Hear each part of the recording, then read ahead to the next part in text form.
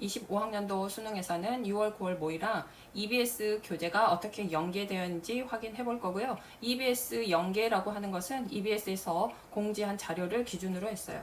먼저 직접 연계 문항인 15에서 6 문항 이 정도에 대해서는 뒤쪽에서 노란색 형광펜으로 표시를 해뒀고요. 간접 연계된 문항에 대해서는 핑크색으로 표시를 해뒀고, 연계 보도가 나오긴 했으나 체감상 이게 정말 연계인가 싶은 이 두 문항에 대해서는 보라색 동그라미로 표시를 해뒀습니다. 25년에는 24학년도 대비 고난이도 문제의 연계율이 많이 떨어진 편이었고요. 대신 직접 연계 문항은 정말 그대로 쉬운 난이도 문항 위주로 개념과 풀이 아이디어 그대로 나오고 있었어요. 문제에서 살펴보면 2번 거의 동일하죠. 2번은 미분 계수 물어보는 형태는 6월, 9월에도 동일한 문항이 있고, 특히 이제 6월이 너무 비슷해서 6월 걸로 체크를 했고요. 4번 문항은 분할 함수의 연속성에 관한 문제는 6월, 9월 그대로 나왔고, 대신 9월 거 7번과 조금 더 비슷한 형태로 나왔고요.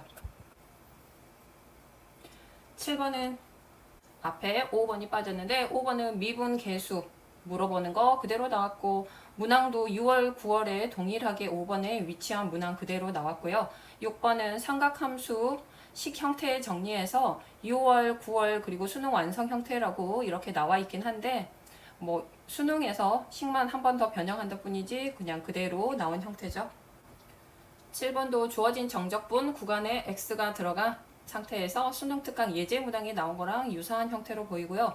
8번은 조금 낯설게 나왔는데 그래도 비슷한 뉘앙스의 문제가 9월 8번에도 있었고, 자, 이런 형태로 있었다는 뜻이죠. 그리고 수능 특강에서 예제 문제 속에 이러한 형태로 주어지긴 했는데 뭐 많이 비슷한 형태는 아니지만 같은 개념으로 사용할 수 있는 거죠.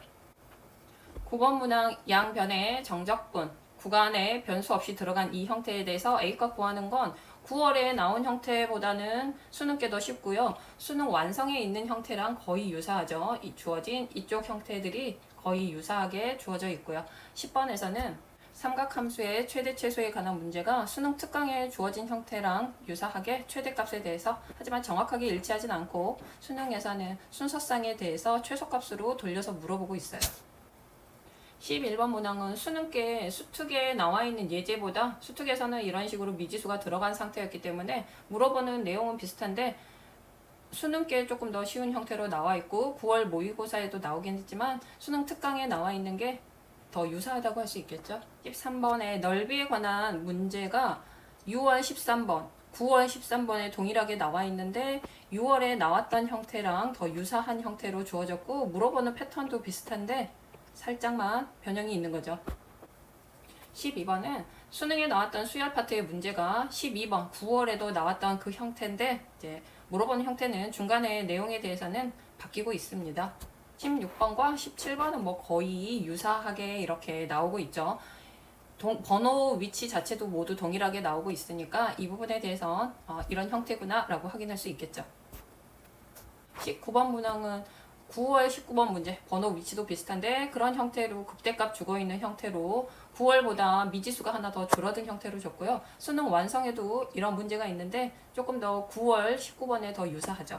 20번은 핑크색으로 형광펜 친 그 함수 형태들, 그냥 간단한 개념들만 유사성이 있지 전체적으로 물어보는 건 조금 더 수능에서 어려워지고 있죠. 이런 표현들.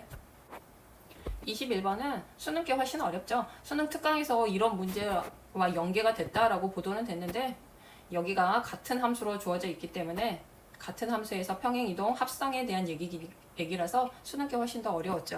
22번은 작년에 처음으로 주관식 수열 문제가 주관식으로 넘어오면서 이제 많이 계산해서 어려움을 겪었을 건데, 형태는 뭐 이런 형태를 연계라고 할 수는 없죠. 그냥 이런 문제의 틀이 나오는데 절대값 주어졌고 주관식이어서 굉장히 당황스러웠겠죠.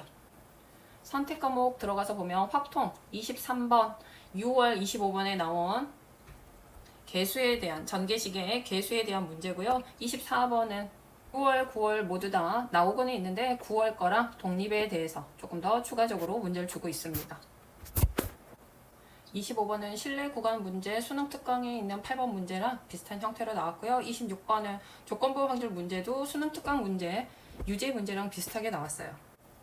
28번에서는 전체라고는 할 수 없고 밑줄 부분이 6월 모의고사 30번에 있던 문제에 x값을 대입하면 이렇게 위쪽에 수능에서 나온 형태로 이제 바뀌는 구조가 되는 게 비슷하게 나왔고요. 29번은 뭐 연계라고는 하지만 이 형태가 주어진 내용들이 조금 달랐기 때문에 다른 표현으로 나왔고 그래도 그 틀은 연계라고 하고 있습니다. 다음 미적에서 23번 가장 기본 문제는 9월에 나왔던 문제 그대로 거의 같은 형태로 나왔고요. 24번은 수능 특강에서 주어진 문제에서 약분만 하면 비슷한 형태가 되거든요. 그래서 거기에서 연계가 되고 있고요.